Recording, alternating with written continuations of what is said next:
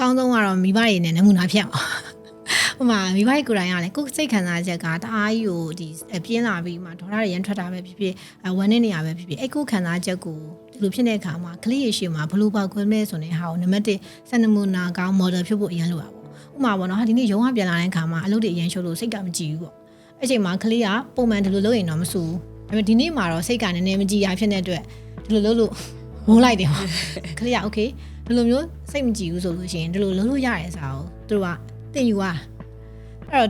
ပြောနေရတဲ့ကိုလုံးပြတဲ့ဟာပို့ပြီးတော့တင်ယူနိုင်တာဖြစ်နေတဲ့အတွက်ဒါကိုတင်ယူရတယ်ဆိုရင်သူ့အတွက်ကကလေးအတွက်ကဒီလိုမျိုးမူရအောင်ရောက်အောင်ပဲပေါ့ကလေးရပေါ့နော်ဒီကျောင်းမှာဘလုံးကန်ခဲ့တယ်ရှုံးခဲ့ပေါ့ဘလုံးကန်ခဲ့လို့ရှုံးခဲ့လို့မကျင်တတ်ဘူးပြောနေရဆိုရင်ဘလုံးကန်တော့ရှုံးတော့မှဖြစ်တယ်နောက်တစ်ခေါက်ပြန်ကန်ပေါ့ဆိုပြီးအမှန်တော့မိဘအားပေးစကားပြောလိုက်တာဒါပေမဲ့ကလေးကကြဘလို့ဖြစ်လဲဆိုတော့ okay သူရှုံးခဲ့တဲ့ခံစားချက်ကြီးကအရေးမကြီးဘူးလားပေါ့